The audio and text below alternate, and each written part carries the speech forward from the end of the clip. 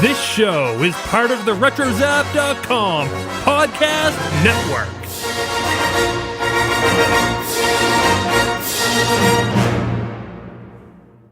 And welcome everybody to episode 77 of the Animanicast. Hold it right there, fella. We've been looking for you. The statue is mine! It's mine! Mine, do you hear? I gotta tell you, that is the worst Peter Lorre I have ever heard.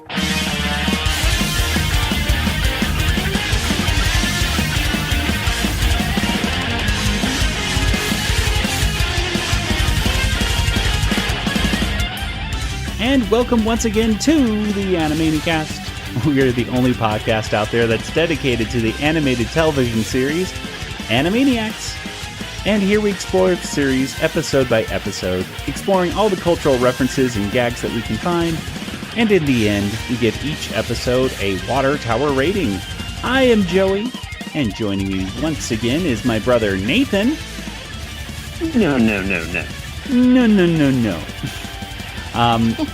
And across the country in Georgia, it's Kelly. Let's get this show done so I can study for JIP parody.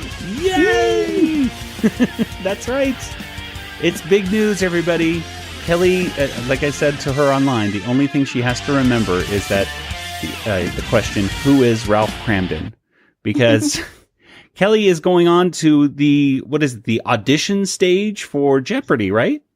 Yeah, I passed the online test and I was selected to go to an in-person audition next month. And if you pass that audition stage, then you're entered into a pool for the next 18 months where they may or may not call you. So you're sort of sitting on pins and needles for a year and a half. But I have done it before and it obviously wasn't successful. So maybe this will be my chance. Okay, so everybody out there, send some positive vibes out there in early, May 6th? May 17th. 17th. Oh, I was way off. May 17th. There you go. You know, wherever you are, you better be, sending positive trivia thoughts to Kelly. As she's in her auditions. Because that way we can see her win $1 million on Jeopardy. And yeah, it'll be amazing. That'd be cool. Well, let's go ahead and talk about today's episode. Today's episode is a really fantastic episode, and it features the following segments: This Pun for Hire, Star Truck, Go Fish, and the Multiplication Song. What would you say about this episode in a few words? Nathan? I think it's a very funny episode. It's simple, it's breezy, it's fun, and it's easy. It's good. I like it. And Kelly, what about you? It has Steven Spielberg in it. It does. So it already, it's going to be higher on the water tower scale right now based upon that alone, because any Spielberg cameos is good stuff with Kelly, I'm sure. Totally. Well, Nathan, before we get into our discussion, tell us, when did this episode first premiere? So this episode premiered on Saturday, November 4th of 1995, which was one day after the debut of Mr. Show with Bob and David. It was one day before the game site GameFAQs debuted, that website. There was also one day before the attempted assassination of the Canadian Prime Minister Jean Chrétien, but he was saved when his wife locked the door. I don't know what that means. Howard Stern also released his second book, Miss America, which became the fastest-selling book in the publisher's history. It was also, as Kelly mentioned before the show started, Ralph Macchio's? How do you pronounce his name? Ralph Macchio. It was his birthday. He turned 34 this day, so happy birthday. I have Karate Kid on the brain because we watched it the other day, and in anticipation of Cobra Kai coming out, which they filmed in Atlanta, so I'm excited. Yeah, so you might just run into Ralph Macchio like at a Starbucks or something one of these days. You never know. Well, the funny thing is, when I was a little girl, like, that was my dream to meet him and marry him, and then I realized he was way too old for me because I was in elementary school, so that wasn't going to happen. But I did meet him at Dragon Con a few years ago, and tried not to act like a total fangirl. You tried not to get a proposal that day when you met him.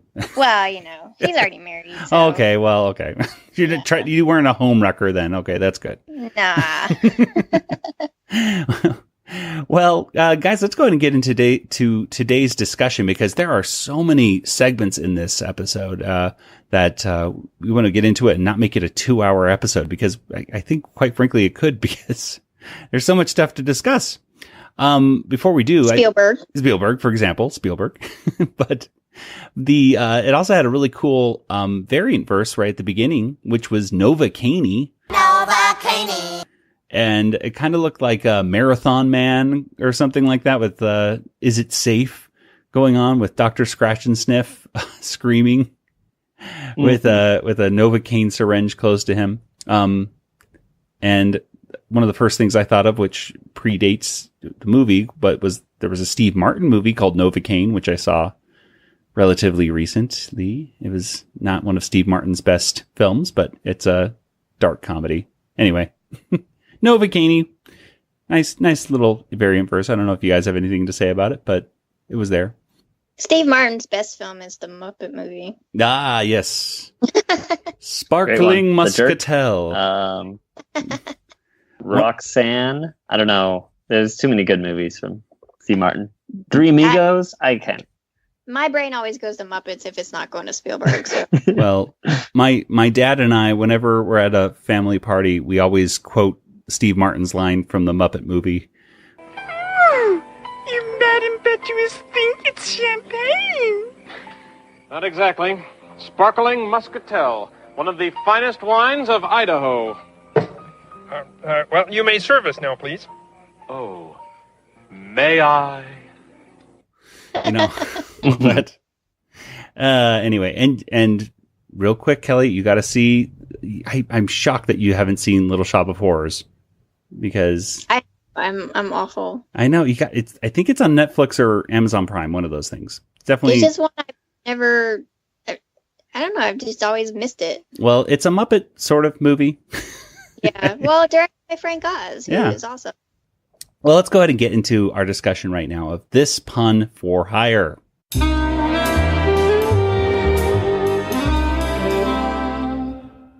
And This Pun for Hire was written by Gordon Bresak, Charles M. Howell IV, Peter Hastings, and Tom Ruger, and it was directed by Adu Payton. So definitely this is a team effort right here, with all these writers getting together for This Pun for Hire.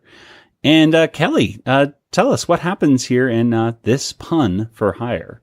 It is a parody of film noir, and so sort of brings back to mind the Maltese Falcon and those kinds of movies, the dusky black and white films where the detective's in a fedora and a beautifully dressed woman comes in needing desperate help, and he's all too eager to assist her, a damsel in distress, also known as femme fatale. Hello, femme fatale nurse. So Yakko is the detective, and the siblings are his assistants, and I'm not quite sure why Doc has fruit on her head, other than all the references to the Tropicana dance club. Yeah, or I think it might have been something to do with Carmen Miranda, and she was a popular dancer. And I'm so ill versed in film noir films, but I'm assuming Carmen Miranda might have appeared in at least one or two, film noir movies, perhaps. But. Possibly. It's not my, genre, so I'm not. It's not a Spielberg film, so I don't know. I'm no expert either. So anyway, the nurse, Hello Nurse, comes in and not looking like a nurse. She's got sort of old-fashioned looking clothes on, and says that she needs help to find her boss. Isn't that what she says? He's her boss? Yeah. It's Dr. Scratchansniff, but for the purposes of this segment, she's trying to find him. And so the Warner siblings are on the case. Can you find him? Of course we can find him. Now about our fee. I'm prepared to pay well. Fine. We only ask one thing. What's that? Never put us on opposite 60 Minutes. We'll get creamed. There was so much going on in this episode. And of course, I know we'll get to the references and everything, but it was very well written. I got a kick out of it, and all the little nods to the genre and other films, and of course, well, we won't get there yet. So they go to the club where she last saw him and start questioning Ralph the guard, who's actually a drummer, like a bongo drummer, I guess. And then they slide down a trap door is set, and they slide down a chute and find sort of a Jessica Rabbit wannabe, who actually I think is Minerva Mink. Yes. Hey, it's the bird from the photo. I'll take that.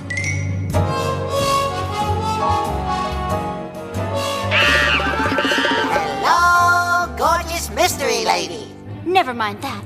Just give me the bird. We can't. This is a family show. Then all of a sudden, gosh, I lost track of what happened next. Who else comes in? Well, they all kind of congregate like at the very bottom of this basement, basically, together to, at the conclusion, at the climax of this story, right? And they start fighting over the Maltese pigeon, which is Maltese falcon pigeon, whatever. It's squid. It looks like squid. Yeah. But yeah, they all start chasing each other around, basically. Ah, I've got it. The Mink is working for Fox, the pair of legs is working for Paramount, and the guy who needs rehearsal is working for Universal. Thank you, Dr. Seuss. Dr. Scratchansniff ends up with the falcon, but then he runs into a wall and smashes it. But it turns out he's really wanting the secret data that was hidden inside, so he doesn't even care that he broke the bird. They follow Scratchansniff, or the camera follows Scratchansniff, and he goes and reveals who he's working for, which is Steven Spielberg, Jeffrey Katzenberg, and David Geffen, and talks about how, refers to their new studio. And this would have been about the time that the three of them joined together to create DreamWorks SKG for Spielberg, Katzenberg, and Geffen. And, bringing their collaboration into the movie making mix. And I was so excited because, yay, Steven Spielberg. And then Yakko says, that's the stuff that DreamWorks are made of, making a pun of the name of the studio, but also the end line of the Maltese Falcon. Who are those guys? The stuff that DreamWorks are made of. Harry, what is it?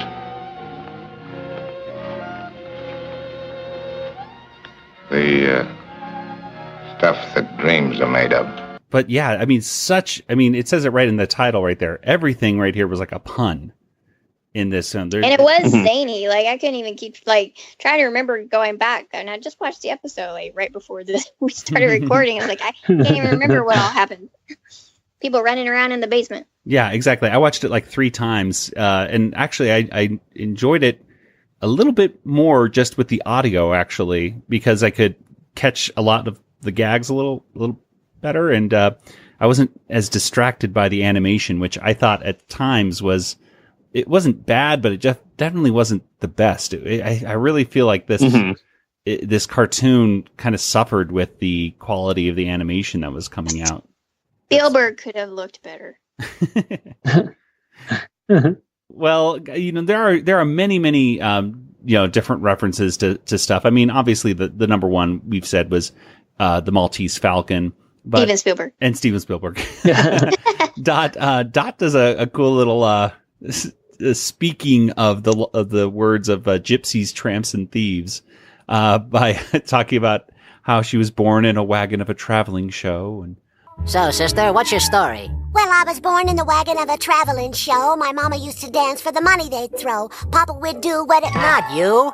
And so I thought that was a cute little thing right there. Of course, Wacko does not... This confuses Wacko. He's like, wait, when did this happen? Yeah. So I like that. That's much later, though. It's like a minute or two later, Wacko's like, I'm confused. Yeah. He just brings up that little quick thing.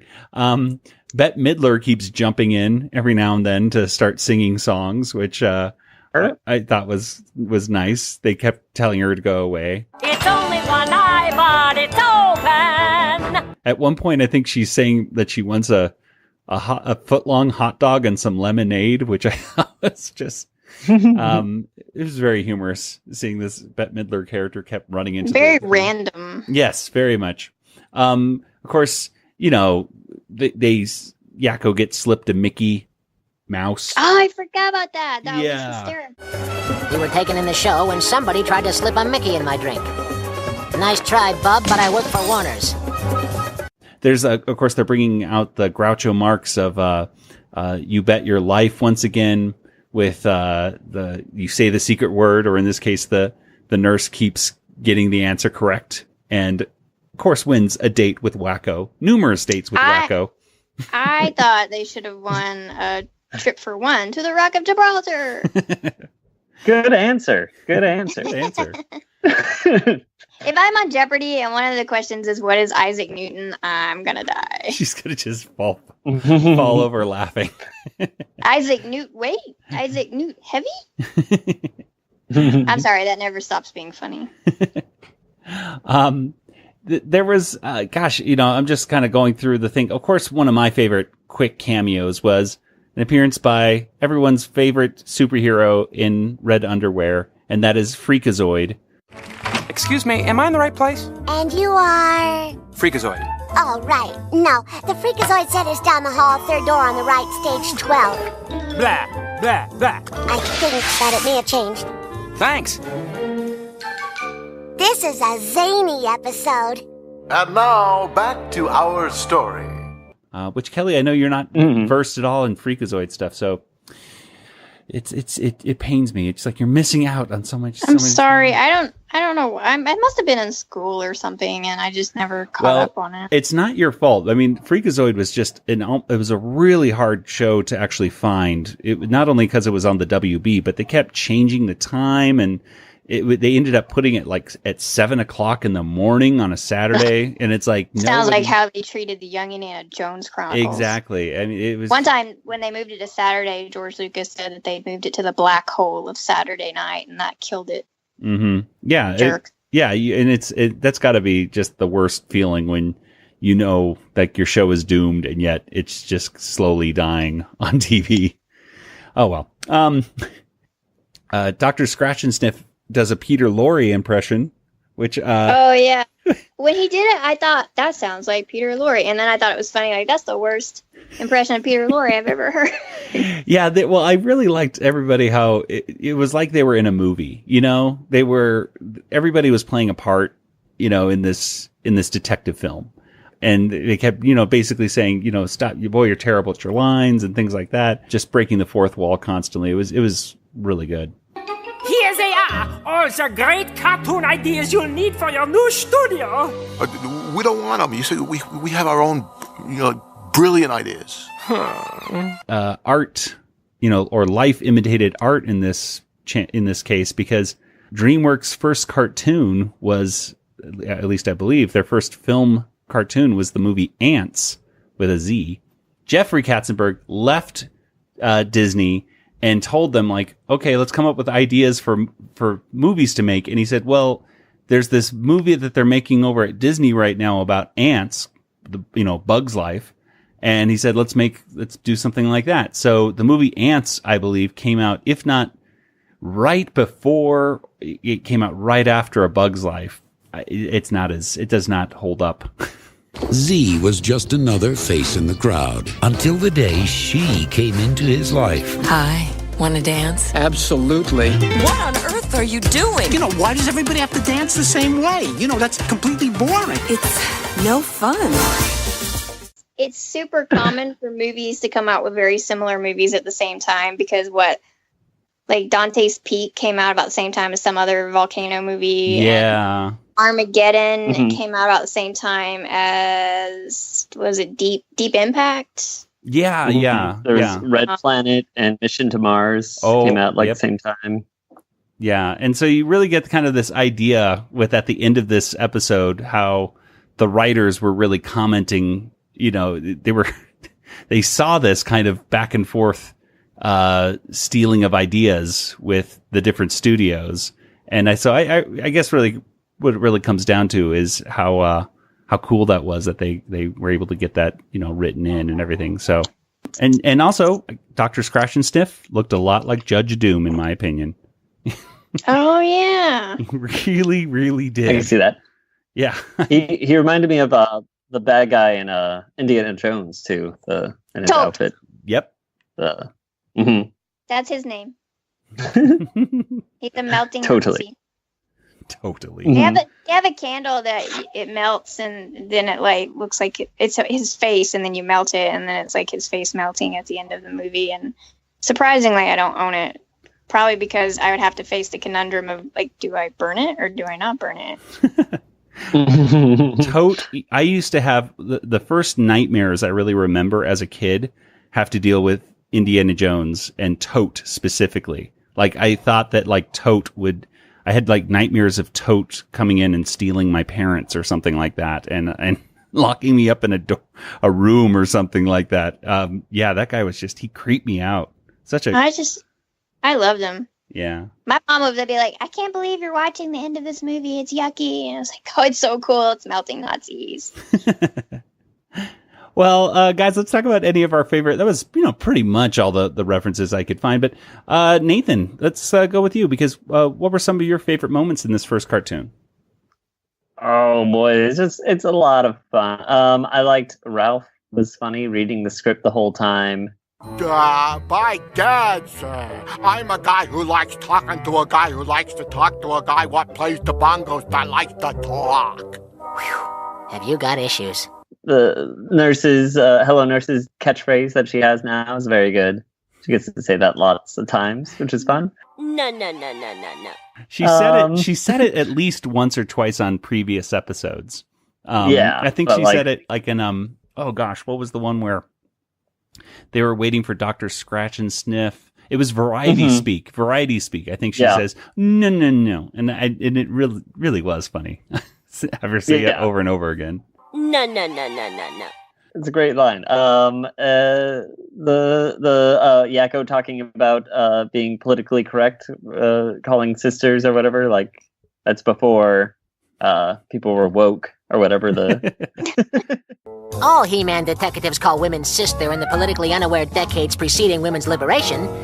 Well, and then Dot thought he was talking to her. So. Yeah. Thought that was So really great. But yeah, as you said, the animation is a little off on some scenes, but I think the quality of the dialogue and everything makes up for the animation. So, and there's some little bits of adult innuendo dropped here and there. I mean, there's the booby prize and the giving the bird, and and of course there's they got away with a lot. They did, and there's this one part where when Yakko and Wacko first jump into Hello Nurse's arms and they squeeze her, and her bosom just kind of squeezes and bounces out a little bit right there. So and they were totally checking out her butt.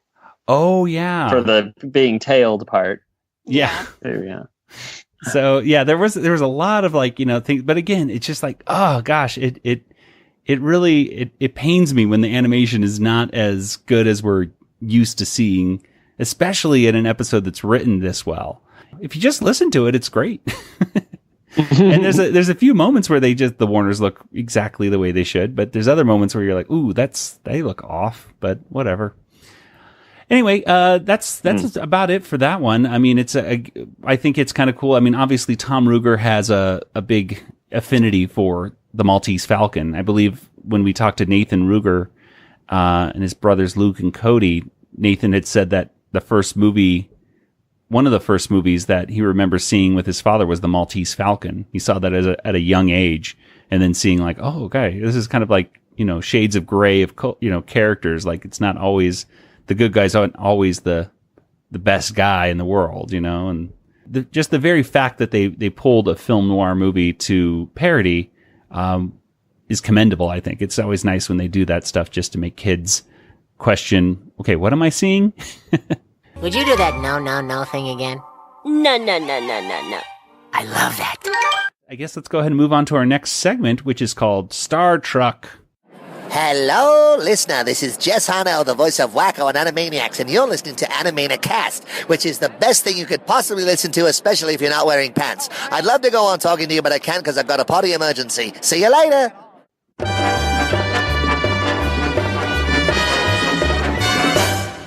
And Star Truck was written by Earl Kress, and it was directed by Adu Payton. And Nathan, what happens in Star Truck?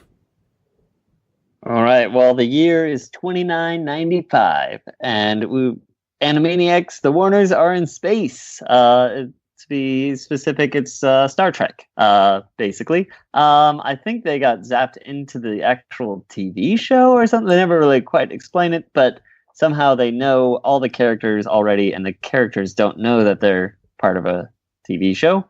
So they're going around using the restrooms. They're giving Scotty donuts to make him fat. They're pushing all the buttons.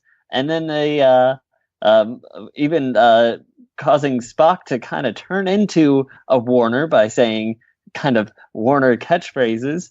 And then when Khan comes, or Korn in this case, comes to attack the whole ship, everyone's knocked unconscious except for the Warners because they've seen this episode before. They then smash his ship with a giant mallet, and when everyone comes back awake, the only thing the Warners ask is not to be sued. So it's very nice. Then they leave, and just in time for Pinky and the Brain to come and take over the universe. And I think that's the whole episode. So another crossover right there with the kids' WB, basically coming in. We have Freakazoid and then Pinky and the Brain coming in. Yeah. First of all, I think we gotta point out that Maurice LaMarche does like a tour de force performance in this this cartoon. He did like half of the crew of the Enterprise in this one. Did Captain Quark, Mr. Spork, and Mick Bones, which was very impressive. Frank Welker does Squatty, and Corn spelled with a K like the band. And so, you know, I'm not too familiar with the original Star Trek. I've never been a Star Trek person. I've been a Wars. I love the Wars more than the Trek myself. Yep. But I'm familiar enough with Star Trek enough, like, you know the characters. It's almost impossible not to know these characters. Mm-hmm. I mean, it's pop culture at this point. Right. And, you know, I've seen like the more recent, like J.J. Abrams, like 2 out of the 3 of the most recent ones. So, you know, everybody knows these characters. You saved us. How can we ever repay you? Promise not to sue us. Promise.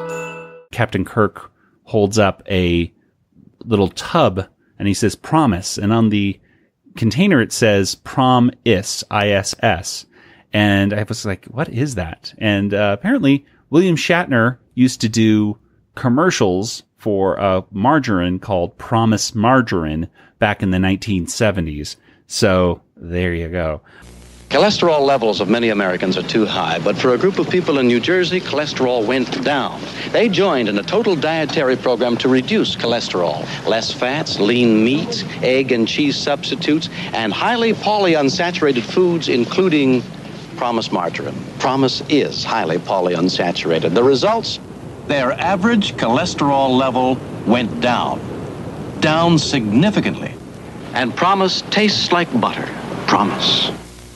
What are those things called in Alien? The aliens? Xenomorphs or whatever? Yeah, the aliens and aliens. No, the xenomorph. You could see like one of those little icons on the bathroom. So, you know, just in case they have a xenomorph come in, it knows where to go. They had... well, doesn't Dot keep one as a pet? Oh, she does. Yeah, that's true. You never know. So I guess they did have one in the... somewhere. She hasn't shown her pets in a very long time. Yeah. Whatever happened to that little gag? That only happened in like the first 10 or 15 episodes and then went away. Oh well. The There was a red shirt guy, one of the crew members who the first one to hit the floor when the gas starts going is just a random crew member wearing a red shirt. And of course, as we all know, if you're wearing a red shirt in Star Trek, you're doomed. You're gonna get killed. You're expendable. Yes, very much. But the whole thing of Scotty like eating a bunch of donuts, of course, because he got very fat later on in his later days. Scotty, sugar, I have just 2 words that are going to be very important in your future, okay, hon? Jenny Craig. Which I don't even know if it's still around anymore. I'm sure it isn't some. I hadn't heard of it in a long time. I think the last person I remember who dealt with it might have been maybe Carrie Fisher. She had a either with Weight Watchers or Jenny Craig. I forget, but yeah, I always get those confused. Yeah, they're basically. I think they might have bought each other out or something at this point. But anyway, of course, I'm in perfect physical shape, so I would never need that. That's why I don't. They mention, there's other references to other Star Trek episodes and movies, like, the one with the whales, and they, sit on a tribble, at one point, and, so some little cool stuff. But that's pretty much it. All the ones I could think of, off the top of my head. What do you guys think? Kelly, what were some of your favorite moments of this, cartoon? I thought the tribble was funny. Very, I won't say obscure because everybody knows what tribble is, but it happened so quickly you could almost miss it. Yeah. And he just like picks up this little ball, and I was like, I think that was a tribble. It didn't even look very furry, but I was like, I know what that is. And I thought the donut bit with Scotty was kind of mean, actually. Maybe I'm just becoming too politically correct, and that kind of stuff was funnier back in the 90s. I don't know, but... Mr. Squat, energize.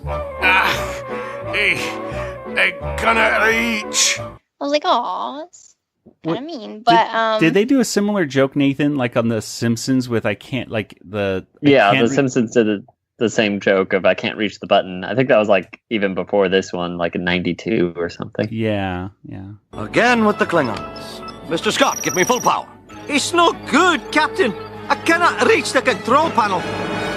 And then, of course, Kirk, or whatever his equivalent was in this episode, it was, of course, took me back to Karaoke Dokie and Ba, black sheep. Oh, have you any wool? That also never stops being funny. Yes, it was Captain Cork. They had to change Cork. Yes. What about you, Nathan? What are some moments that you liked? I liked Spock or Spork. What is his name? Spork, I think. Yeah.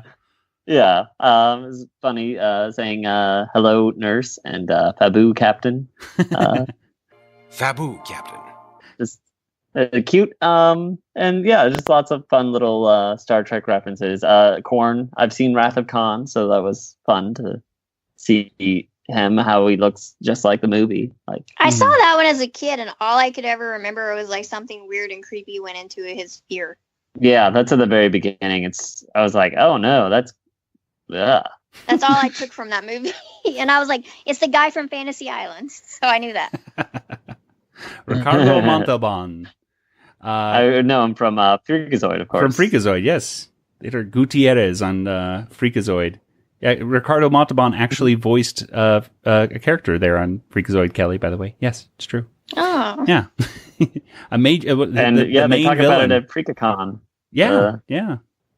Check out that Freakacon, facebook.com/Freakacon. Anyway, one thing I saw in this Star Trek one was when they go up to Squatty, Wacko says, "Squatty, squatty, squatty."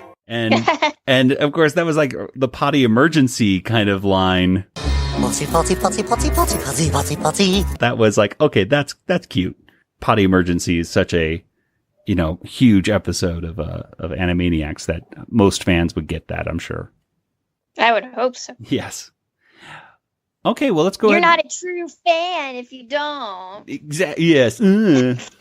Let's start doing that on this show. No. Yeah, boy. There's We're enough. just There's enough of that all on the internet right now. Let's not do that. It's a good Star Trek one. I think, again, the only thing that really hurt this one was, again, the animation of the Warners was still a little off. I mean, it was, I think, a little bit better than the other one, but it was still distracting at times. Stay tuned for these words from our lovely sponsor. Way to kiss up, Dot. According to legend, General Grievous was known to boast of the number of lightsabers he had acquired from the bodies of his slain Jedi enemies. Grievous was the first in a long tradition of collectors of rare items. A tradition that continues to this day on the Retro Zap podcast known as the Dork Lair. Dork Lair. Hey, Robert, why should people listen to another retro gaming podcast? You mean our cast, David? We do have to keep this short, you know. Yes, well, I guess we should start with the fact we celebrate old school video games. And we have awesome guests and game giveaways. Don't forget that. Plus our game show and your favorite segment, Random Select. Don't remind me. Are we done yet? Listen to our cast, another retro gaming podcast, part of RetroZap.com. Finally, back to my beer. Well, let's go ahead and talk about the next segment, which is it's a short little segment. It's called Go Fish.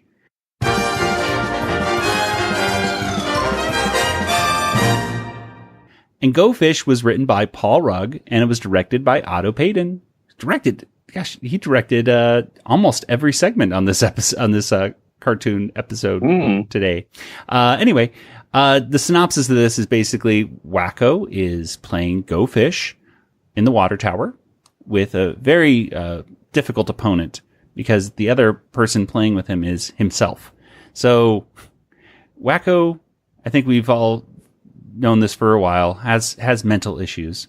He has a split personality disorder, and he's going back and forth and gets into the huge fight with himself. You cheated! What? I said you cheated! Did not! Did so! You're a cheater! I know you are, but what am I? A cheater! I am not a cheater, you're a cheater! Mr. Cheater! Me? Why, I order...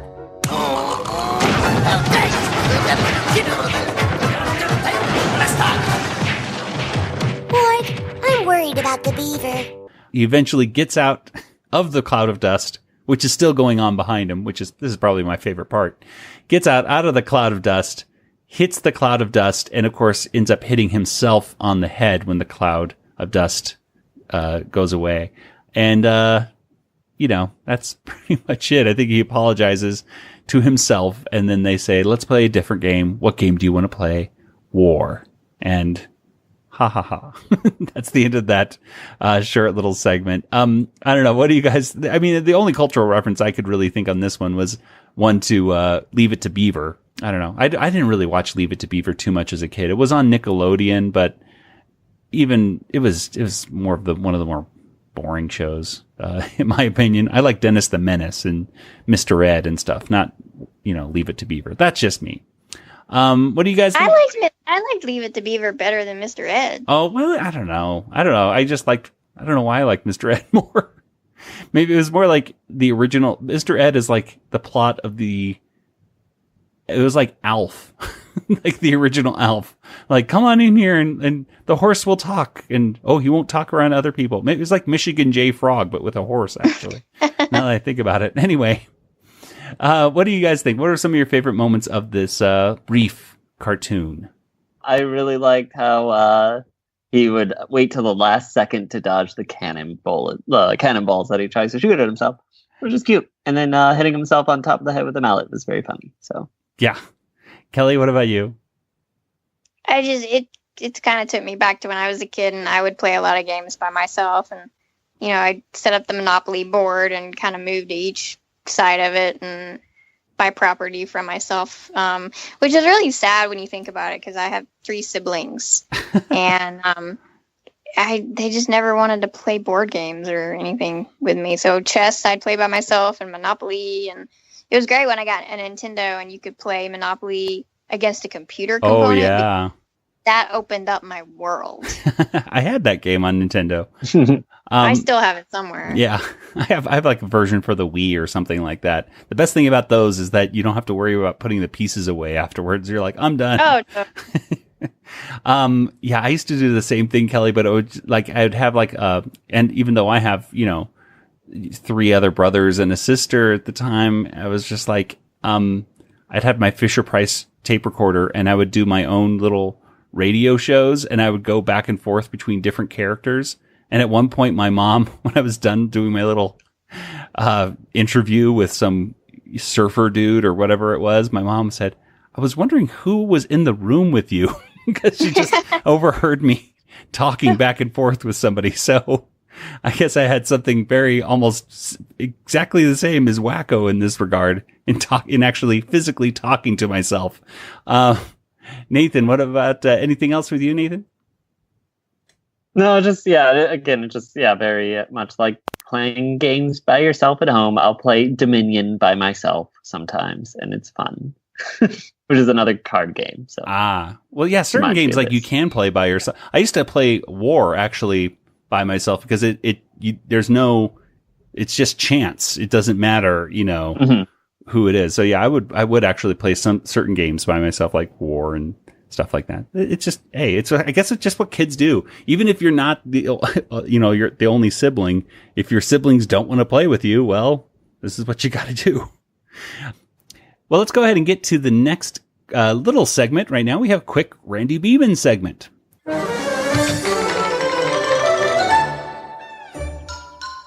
Hey, this is Colin, voice of Randy Beeman's pal from Animaniacs, and you're listening to the Animanicast. Okay, bye.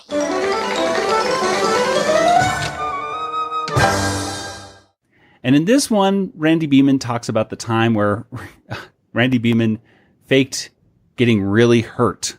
One time, Randy Beeman put ketchup on his shirt and fell over in the driveway acting like he croaked, and his mom, Mrs. Beeman, she freaked out with screaming, and he laughed because he was a tricker, and she grounded Randy Beeman for 30 years. So, yeah, Randy Beeman is still grounded to this day. Poor guy. Don't do that to your mom, though, kids. That'll teach you. It was a cute little short Randy Beeman segment. Anything you guys want to say about this one right here? I miss Colin. It's been a while since we've seen him. So yeah, and I think there's only one more time that we're going to see him. Right? There's only I think there's only one more Randy Beeman segment after this. I know, Kelly. Anything that you really stood out for you?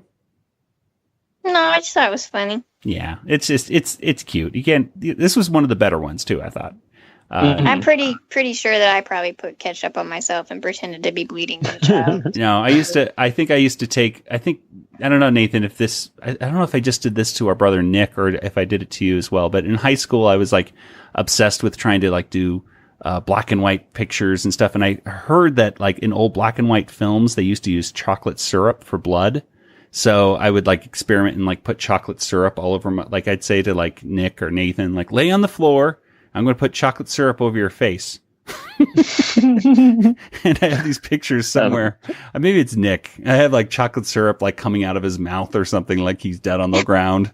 I don't know. So creepy. Yeah. Hey, it's what you do when you're an adolescent. You were a fun sibling. Yeah. It was fun. Hey, whatever. Yeah. I think of the Penn and Teller trick with the milk packets or whatever, the creamers that you get in coffee. Yes. Mm-hmm. If you want to learn how to look like you poked your eye out. But yeah, I was really obsessed with gross and bloody stuff. Harry Anderson, who just died recently, did one of my favorite bloody jokes or bloody magic tricks, I should say, which is the needle through the arm. And I used to do that one in high school to people. I don't know.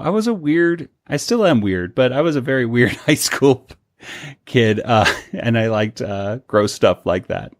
Well, anyway, and yet I can relate. Yeah. And I hate horror films. I liked melting Nazis. So, exactly. I mean, not every kid in my class was into that. I don't know. Yeah. I was like, you need to watch Indiana Jones. Yeah, I never watched horror films, but I loved kind of gory, fake stuff like that. I was obsessed with Freddy Krueger.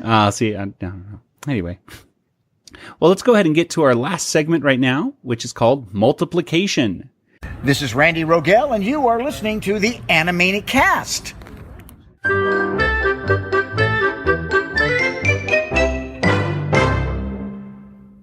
And Multiplication was written by Randy Rogel. We should, I know I said this last week, but we should really get him on the show. That was like 2 weeks ago, but yeah. 2 weeks ago. Yeah, you're right. And I was so, you know what? I'll tell you what. If all goes as planned, everybody, we're going to have Randy Rogel on next week. That's right. If you just close your eyes and wish for it really hard. Yes. Yeah. Have you actually made any plans to that, or you're just assuming he's listening and that he'll... We have made plans to talk we have made plans to not only talk with Randy Rogel, but also Tom Ruger at the same time. And we're going to have a discussion about music of Animaniacs in our special episode coming up next week. And if you're listening to this episode on Sunday, there's a chance that you might still be able to get in some questions for Randy Rogel and Tom about the music of Animaniacs, whether it's a specific song or just, about music in general on the show. So you can send those questions over to animanicast@retrozap.com, or you can tweet us at Animanicast or send it to us on Facebook as well. We're Animanicast over there as well. So a very exciting episode coming up. So tune in next week. Anyway, Multiplication, written by Randy Rogel, and it's directed by Liz Holzman and Al Zegler. And Nathan, you're the math major. So yeah, you majored in mathematics, right? I have a minor in math. Okay. I majored in engineering. Okay, so. You're a major. You're technically.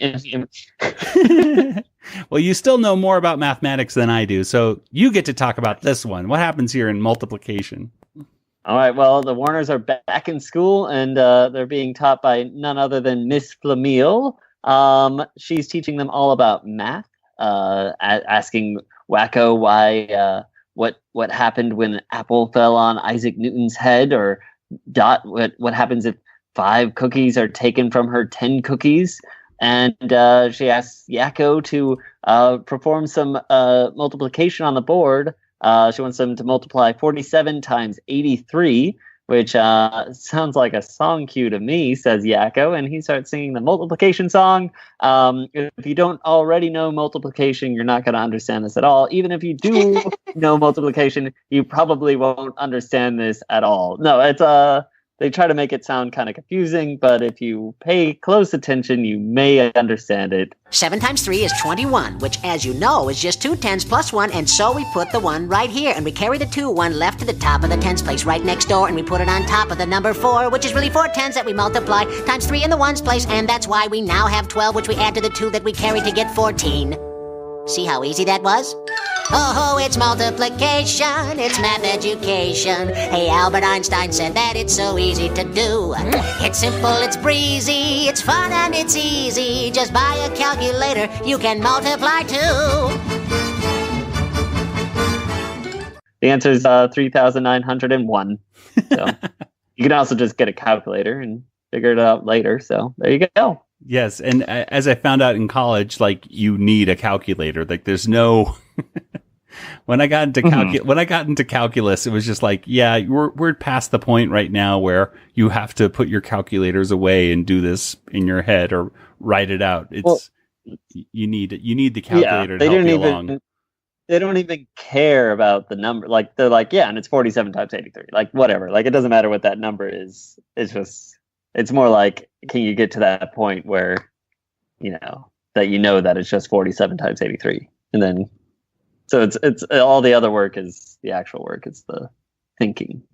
And it's fun. Yeah. Well, math is fun for Nathan. Math, Nathan. That is subjective. Yeah. Well, Nathan still helps out our sister she's a senior right now in high school, and he Skypes with her and helps her out with math every now and then. So, Nathan, tell us, what do you think about this episode, and would you like Yakko Warner to be a math tutor or not? I don't think he would be a great tutor, but he would make it fun, I think. So I guess that's one thing. Yeah. He seems to know what he's talking about, I think. So yeah. Yeah. It'd be fine. They had some, and as you mentioned, they had some cute little gags right there before the math lesson even started. It was nice to see Miss Flamel once again. Kelly, what are your thoughts about this episode? Or a cartoon, I should say. Well, we all have talked about the animation quality a couple of times, and I thought, well, this segment was the only time in the episode that it really stood out to me, because y'all seem to notice that more than I do, but there was some points where Dot's eyes seemed to be going in all sorts of different directions, and not in a funny, good way. It's like she just looked weird, and that was sort of distracting. And I did try to follow the math, and I was so lost. I was like, I think that's probably the right answer. I'm just gonna assume that it is, but how he got to that, it's not the way that I would have done it. But I majored in English, so there you go. My sister had to help me with math in 8th grade algebra, so I struggled with that. Still pulled out a B, so awesome. But I liked the song. I thought it was really catchy, but as far as explaining math, I'm not quite sure about that. It's featured in, oh gosh, now I don't even know what CD it's featured in. I'm guessing it's in Variety Pack. In the soundtrack version of this, on whatever CD it is, the music again is a little bit different. I think like the first breakdown of the conga kind of music is a little brassier in the CD. I like the CD version a little bit better. It's simple, it's breezy, it's fun and it's easy. Just buy a calculator, you can multiply too. And now the second digit. All right, guys, well, let's go ahead and get on over to our Water Tower rating.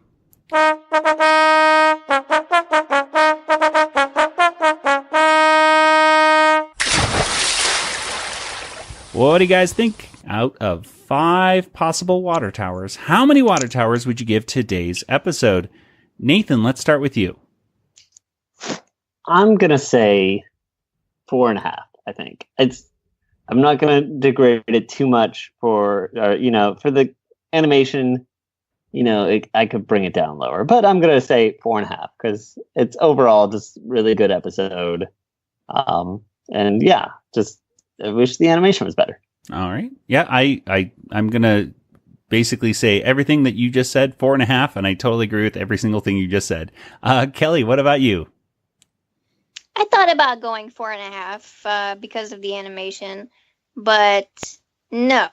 I'm going to go 5 because Spielberg. There you go. I was like, you can't be going lower, Perfect. Can you? Nope. Gotta put it up to 5 for Spielberg. So. Spielberg outweighs it all. Now, let me ask you, Kelly, Frank Welker's impression of Spielberg, that whole, little thing that he does, do you think that's a good impression, or do you think, because he does do a little, no?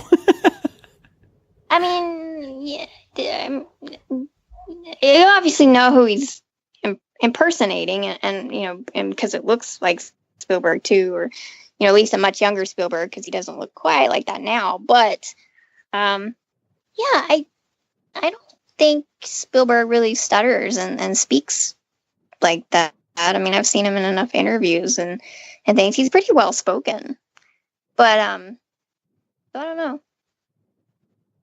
I mean, I can't say as having spoken to the man myself yet. Someday. Exactly. Someday. There's a guy I'm friends with on Facebook that just started working at Amblin, so. Whoa. Okay, we got the hookup so now. Jealous. We got the hookup. That's what I'm saying. And I'm like, I can send him a letter to get him to send Spielberg, make sure it gets into his hands and just be like, hi, I love your movies. You're awesome. Thanks. Let's talk about Animaniacs.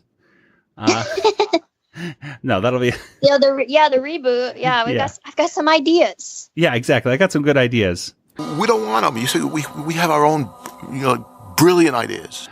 Okay, well, now that we've done our Water Tower ratings, let's head on over to Nathan for our Animanicast poll question from about a month or so ago. So, Nathan, what was our last Animanicast poll question?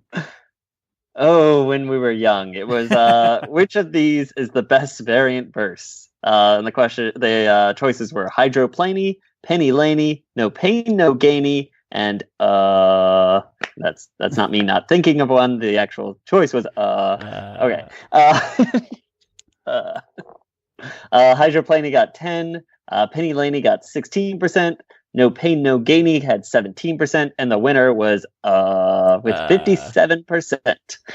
Yeah, there is no contest with that one, which I can't blame him for that one. I think, if I'm not mistaken, when we first talked with Tom Ruger about variant verses, I think that he said that was one of his favorite ones. So I think it just stands out because it just goes against the model of every single one of rhyming with Animani, just like do this thing. And that was one that he had written way back before the show had even started, and so it's nice. Yeah, he wrote a lot of these. He wrote a lot of these variants, like no pain, no gainy, and everything like that. That's all listed in that little thing that he sent over to us of original lyrics. So, yeah, gosh. Kelly, what about you? What was your favorite variant verse of all those? I thought the was really funny. Very unexpected. Yeah. And Nathan, what was your favorite of those? I voted for And it's just so much fun to say. I voted for Right? That's what a lot of people can say when they leave the voting booth. I voted for I didn't really want to vote for either one of them, but I voted for Well, Nathan, let's go ahead and get to our poll question for this week. What do we got? All right, so the Animaniacs are coming back, folks. I don't know if you've heard, but they will be back in just a couple years. So, hey, what if they had like an Animaniacs crossover from another cartoon? What cartoon crossover for the Animaniacs would you want to see? So the choices are like Tiny Toons, maybe? Or what about Freakazoid? Or, hey, Family Guy. Why not? Because we have some connections there, too. So what kind of future Animaniacs crossover would you like to see?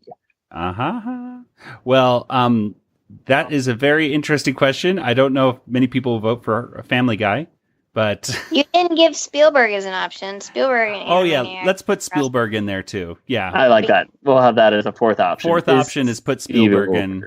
There we go. We're putting Spielberg in. When in doubt, always put Spielberg. Only vote for one, so it's going to be hard. Well, speaking of the reboot, since we're on that subject real quick, there is a little bit of Animaniacs reboot news. One of the producers, directors of the show, or actually I shouldn't say producer, but one of the directors of the upcoming reboot announced on Instagram or Twitter that she would be involved in the show, and that is I hope I'm pronouncing her name correctly, but it's Jessica Barutsky. That's Jessica Borutski. And you can actually check out her Instagram page for a few of her Animaniacs sketches. She's put a couple up on her Instagram, as well as some of her older sketches as well. And she actually worked on the Looney Tunes show that was out a few years ago on Cartoon Network. It was a really good Looney Tunes show. I liked it a lot. It was very sitcom-esque, but the animation, it looks, it was traditional Looney Tunes style for the most part. I mean, some little things were stretched here and there. I will say this about the design of Animaniacs sketches that she's putting out right now. It really jives with what we've come to know with the characters. So those people who are a little maybe concerned that the Animaniacs will look like Family Guy, I don't think you really have anything to worry about, at least right now, from those little sketches that she's putting out of like Dot and the Warners. It's going to look very much the way that we're used to. So at least that's something to look forward to. So that's nice. Well, let's go ahead and get to, I guess, our contact information. Yeah, let's do that. So, Kelly, where can people get in contact with you online? When I log on, I can be found on Twitter at Yoda Princess, YODAPRNCSS. I haven't been on it much lately, so message me and I'll probably log on again. And you can also email me, Kelly, at bigshinyrobot.com. All right. And Nathan, what about you? I'm always on Twitter. I'm on Twitter right now. I am tweeting like crazy. I just delete my posts immediately, so you may not see any ever. But just know I'm there and I'm listening. Django FT, that is me. All right. And as for us on the Animanicast, you can see us on Twitter as well and Facebook. And of course, you can email us, which is animanicast@retrozap.com. Hey, I'll be over at Phoenix Comic Fest in about 1 month, in May 25th. Head over there to see a Star Wars panel with me and my buddies Jason and Kyle. We're going to be talking about the Solo film as well. So there's a way you can get in contact with us as well. You can get in contact with me in person over there. But of course, over at retrozap.com, we are proud members of the RetroZap Podcast Network. And retrozap.com has 21 podcasts in all, dealing with all elements of pop culture and Star Wars and superheroes and just everything. So you should subscribe to the RetroZap feed over there on iTunes or your favorite podcast catcher of choice. You can catch this podcast and every single other RetroZap podcast for free, delivered right to your device. It's awesome. Well, with that, I think it's time to wrap things up. So, for Nathan and Kelly, this is Joey saying, good night, everybody. Good night, everybody. Good night, everybody. This podcast is not endorsed by Warner Brothers or Amblin Entertainment and is intended for entertainment and information purposes only. Animaniacs, the Warner Brothers logo, all names, pictures, and sounds of the Animaniacs characters or any other Animaniacs-related items are registered trademarks and or copyrights of Warner Brothers, Amblin Entertainment, or their respective trademark and copyright holders. All original content of this podcast is the intellectual property of the Animanicast unless otherwise indicated. No.